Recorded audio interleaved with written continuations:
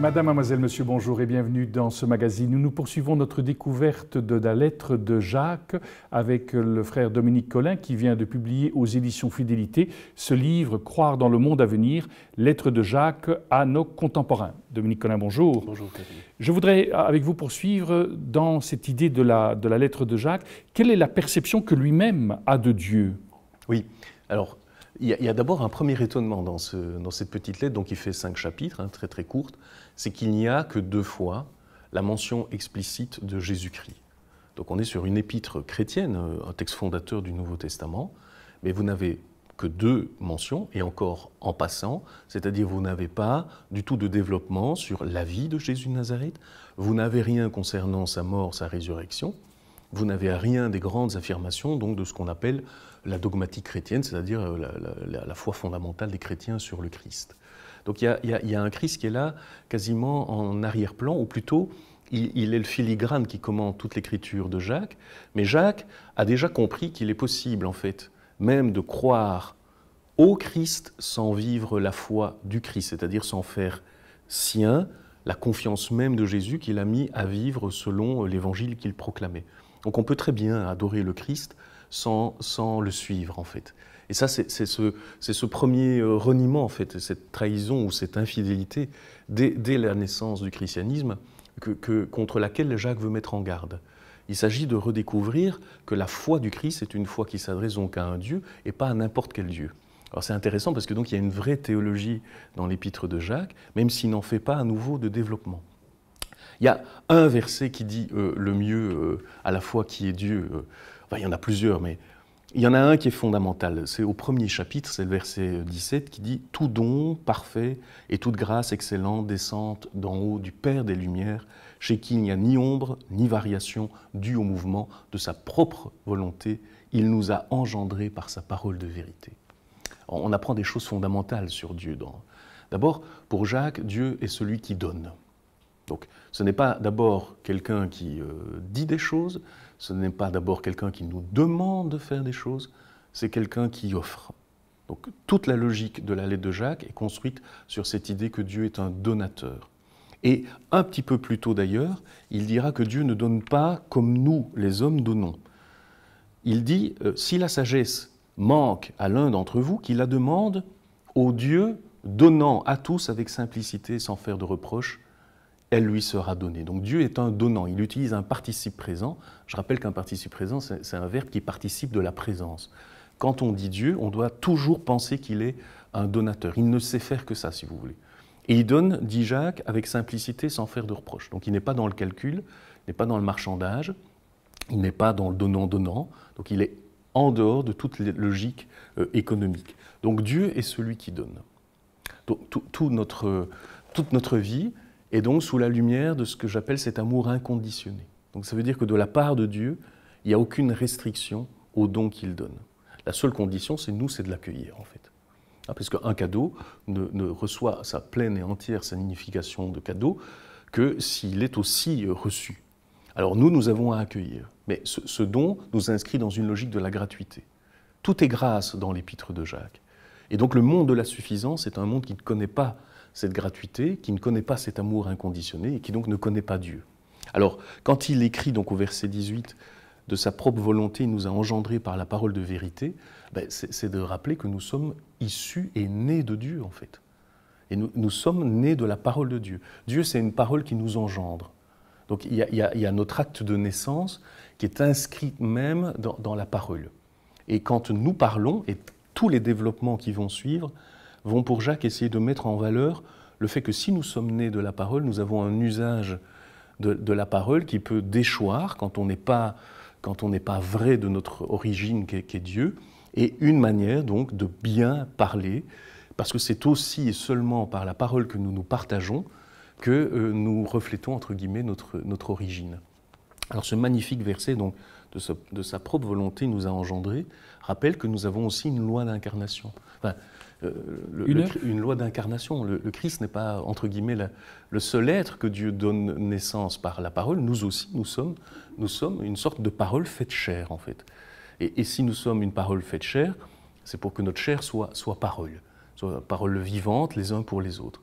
Et là encore, toute l'épître de Jacques réfléchit à savoir ce que signifie d'être une chair parlante pour les autres, c'est-à-dire une chair qui est capable de communiquer, de partager l'essentiel de ce qui fait notre vie, c'est cet amour inconditionné.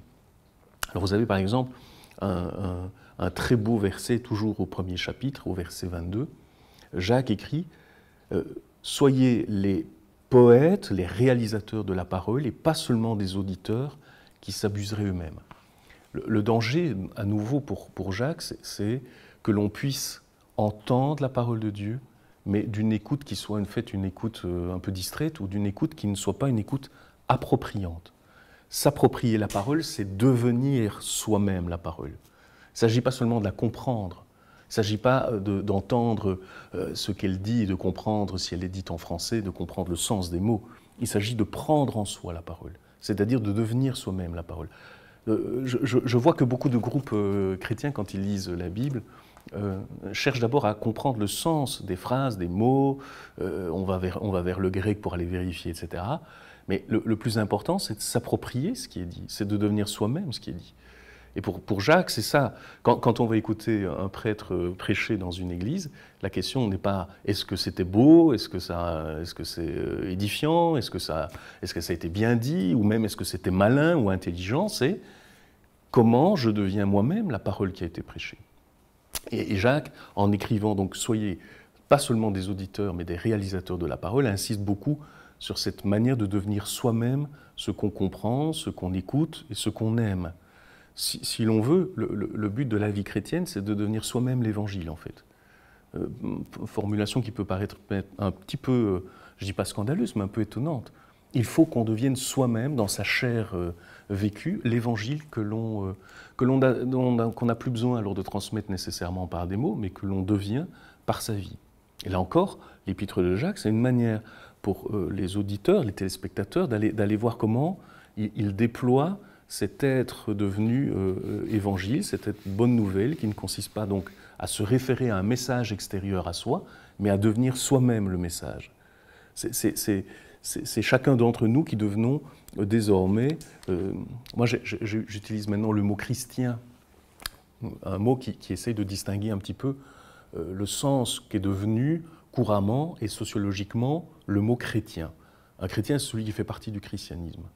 Le chrétien, c'est celui qui est Christ, c'est-à-dire qui lui-même incarne aujourd'hui toute cette foi du Christ qui lui a fait annoncer l'Évangile et être l'Évangile. Et je pense que là encore, l'épître de Jacques est une épître qui insiste beaucoup sur cette manière d'incarner la foi, c'est-à-dire de la vivre vraiment.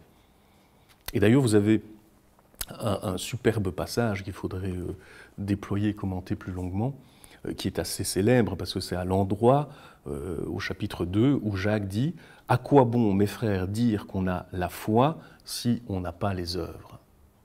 Alors il distingue une foi morte, c'est une foi qui est une pure déclaration d'intention, mais qui n'en produit pas les fruits, et une foi qui est dynamique, c'est-à-dire qui devient elle-même notre principe vital en fait. On vit désormais de la foi. Si on devait dire à un moment donné la question « quel sens donner à sa vie ?» Une question qu'on rencontre en philosophie, qu'on rencontre partout. Et plein de gens, je pense, se posent peut-être plus encore la question après la crise sanitaire qu'on a connue. Quel sens donner à la vie? Pour Jacques, le sens de la vie, c'est la foi. Mais pas la foi comme extérieure à la vie, la foi qui est la révélation même de ce qu'est la vie. C'est-à-dire accueillir le don qui m'est donné gratuitement, être qui je suis parce que je suis engendré d'une parole de vérité, et c'est déployer dans une parfaite liberté, il a cette expression de loi parfaite de la liberté, donc une sorte de libération intérieure qui fait que l'on construit des liens tout à fait différents et qui ne sont plus des liens entachés par la suffisance du monde.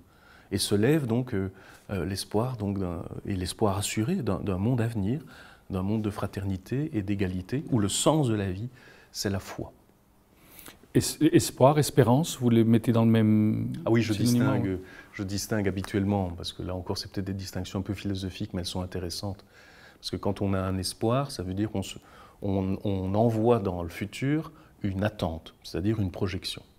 Et bien souvent, d'ailleurs, le futur fait en sorte de ne pas faire coïncider nos attentes avec le réel. Ce qui veut dire que les espoirs sont souvent déçus. Tandis que l'espérance, ce n'est pas envoyer une projection, c'est attendre ce qui vient, ce qui nous est donné. Donc il y a un avenir qui est promis par Dieu. Et l'espérance, elle est branchée sur cet avenir.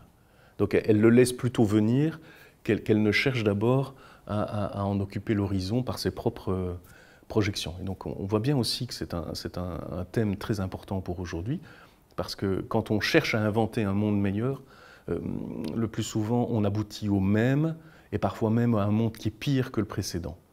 Et il y aurait une espérance à créer pour recevoir plutôt de Dieu lui-même ou de l'Évangile une proposition assez originale et assez inouïe d'un monde digne des humains. Frère Dominique Colin, merci beaucoup. Je rappelle votre livre « Croire dans le monde à venir, lettres de Jacques à nos contemporains » aux éditions Fidélité. Merci. Nous arrivons au terme de ce magazine. Merci de votre fidélité. Au nom de toute l'équipe qui l'a préparé, il ne me reste qu'à vous souhaiter une excellente journée et je vous dis d'ores et déjà à très bientôt.